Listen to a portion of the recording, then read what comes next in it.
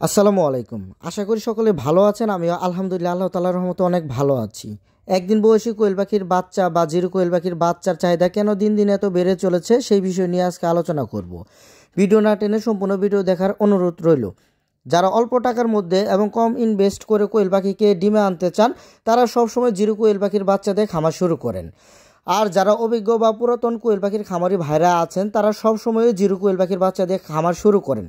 Zero কোয়েল পাখির বাচ্চা দিয়ে খামার শুরু করার উদ্দেশ্য হলো অল্প টাকা বিনিয়োগ করে কোয়েল পাখিকে ডিমে আনা যায় এবং বাচ্চা ব্রুডিংকালে সকল ধরনের ব্রুডিং মেডিসিন সঠিকভাবে ব্যবহার করা যায়। অনেকেই আছেন যারা বাচ্চা ব্রুডিং করে বিক্রি করে থাকেন, তারা হয়তো অনেকেই ব্রুডিং মেডিসিন ব্যবহার করেন, আবার অনেকেই ব্রুডিং মেডিসিন ব্যবহার করেন না। যে কোনো ধরনের বাচ্চা ব্রুডিংয়ে ব্রুডিং মেডিসিন লাগবে, এটাই স্বাভাবিক। ব্রুডিং মেডিসিন ছাড়া কখনোই বাচ্চা ব্রুডিং ঠিকঠাক মতো করা যায় না। যারা ব্রুডিং করে বাচ্চা বিক্রি করে থাকেন তারা হয়তো অনেকেই ব্রুডিং মেডিসিন ব্যবহার করেন না কিছু টাকা বাঁচানোর জন্য। আর বাচ্চাকে ব্রুডিং মেডিসিন না খাওয়ানোর ফলে বাচ্চা কিছুটা দুর্বল থাকে। যদি কোনো খামারি ভাই জিরো কোয়েল পাখির বাচ্চা দিয়ে খামার শুরু করেন তাহলে অবশ্যই তিনি ব্রুডিং মেডিসিন খাওয়াবেন, এটাই স্বাভাবিক। সেই সাথে বাচ্চাকে ভ্যাকসিন করা খুবই জরুরি।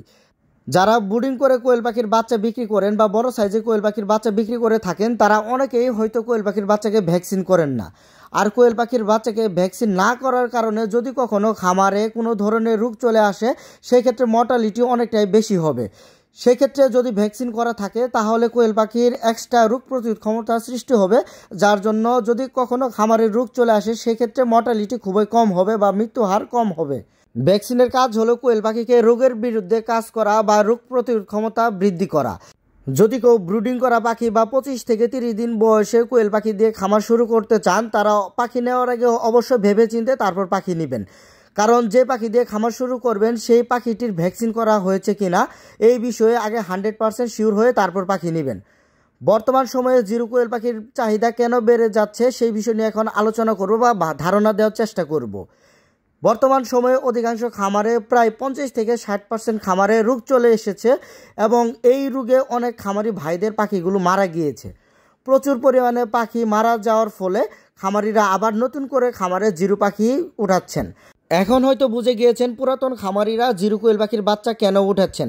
এর একটি কারণ, জিরো কোয়েল পাখির বাচ্চা দিয়ে খামার শুরু করলে অল্প ইনভেস্ট করে কোয়েল পাখিকে ডিমে আনা যায়। আর যারা আমাদের কাছ থেকে বড় কোয়েল পাখির বাচ্চাটি নেবেন বা মহিলা বাচ্চাটি নেবেন সেই ক্ষেত্রে আমরা আমাদের লাভের হিসাব রেখে তারপর আমরা বাচ্চা বিক্রি করব। আমরা যদি 25 থেকে 30 দিন পালন করে কোয়েল পাখি বিক্রি করে থাকি তাহলে আমাদের কিছুটা লাভের দরকার আছে। যদি কেউ জিরো কোয়েল পাখির বাচ্চা দিয়ে খামার শুরু করেন তাহলে আপনাদের খরচটা কম হবে। এখন আপনাদের ইচ্ছা কোন বয়সের পাখি দিয়ে খামার শুরু করবেন।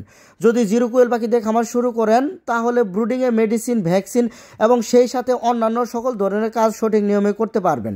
যাদের কোয়েল পাখির বাচ্চা লাগবে দয়া করে স্ক্রিনে দেখানো নাম্বারে যোগাযোগ করবেন, ইনশাল্লাহ বাচ্চা পেয়ে যাবেন। আমার কাছে এখন অ্যাভেলেবল রয়েছে একদিন বয়সী কোয়েল পাখির বাচ্চা এবং 30 থেকে 35 দিন বয়সী 100% মহিলা কোয়েল পাখির বাচ্চা। আমার লোকেশন হলো জামালপুর সদর, গ্রামের নাম হাসিল বটতলা। এছাড়াও যদি কেউ চান সরাসরি আমার খামারে বা আমার হ্যাচারিতে চলে আসবেন তারা অবশ্যই গুগল ম্যাপে গিয়ে সার্চ করবেন সাগর এগ্রো ফার্ম লিখে, অবশ্যই লেখাটি বাংলাতে লিখে সার্চ করবেন, তাহলে আমার লোকেশনটি সরাসরি আপনাদের ফোনে শো করবে। সেই লোকেশন ট্যাগ করে সরাসরি চলে আসবেন। আমার ভিডিওটি ভালো লাগলে সাবস্ক্রাইব অথবা ফলো করে দিবেন। সকলে ভালো থাকবেন, আমার জন্য দোয়া করবেন। আসসালামু আলাইকুম।